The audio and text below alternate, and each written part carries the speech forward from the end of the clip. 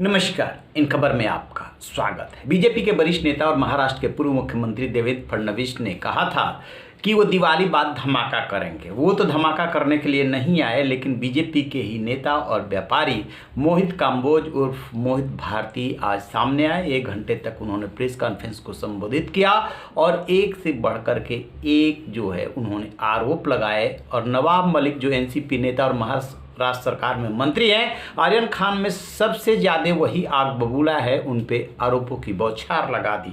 कहा कि वो एनसीपी जो इस मामले में सबसे ज़्यादा उसके नेता बढ़ चढ़ करके बोल रहे हैं, असल में आर्यन खान ड्रग केस का मास्टरमाइंड है, वो उसी पार्टी से तो जुड़ा है और उसका नाम है सुनील पाटिल। जरा देखिए आप तस्वीरों में सुनील पाटिल को। कहा यह जाता है, मोहित काम्बोज ने जो कहानी बताई है उसके मुताबिक सुनील पाटिल कभी किसी ज़माने में बहुत ज़्यादा क्लोज था एनसीपी से और 20 साल से जुड़ा हुआ है। जब बीच में बीजेपी और शिवसेना की सरकार आई तो अंडरग्राउंड हो गया और फिर जो है अब जुड़ गया है।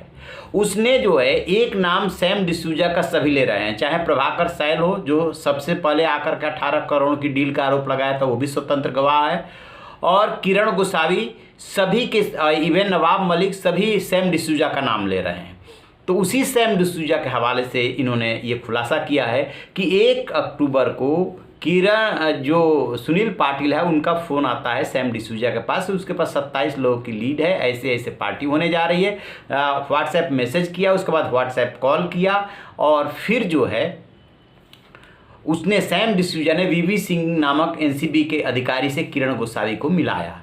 और इनका कहना है कि जो किरण गोसावी है, जो कि पुणे पुलिस ने जिसे अरेस्ट कर लिया उसके रिमांड पे है, वो सुनील पाटिल से जुड़ा हुआ है, सुनील पाटिल का आदमी है। यही वजह है कि जैसे ही रेड हुई थी सारी की सारी जानकारी जो है नवाब मलिक तक पहुंच गई थी।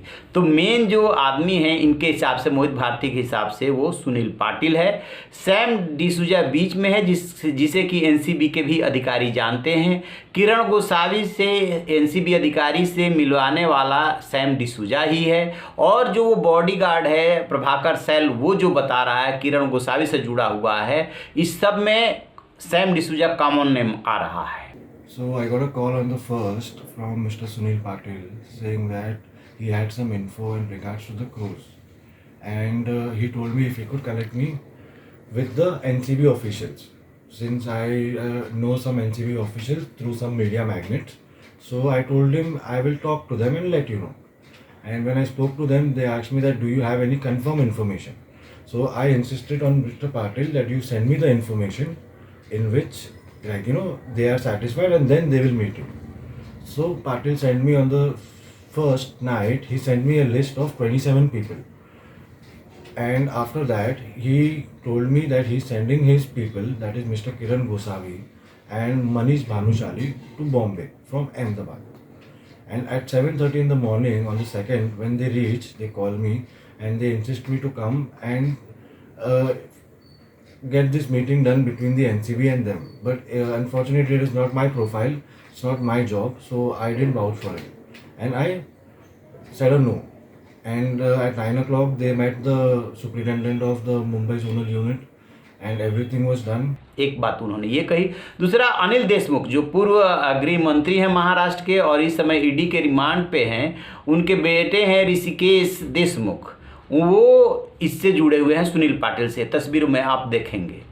और अनिल देशमुख खुद जो है वो जो दाऊद है उसका गुर्गा है चीकू पठान, उसका नाम लिया कि उसके साथ सह्याद्री गेस्ट हाउस में ये क्या कर रहे हैं, वो भी तस्वीर उन्होंने जारी की। उन्होंने ऑडियो क्लिप भी जारी की जिसमें कि गाली गलौज कर रहा है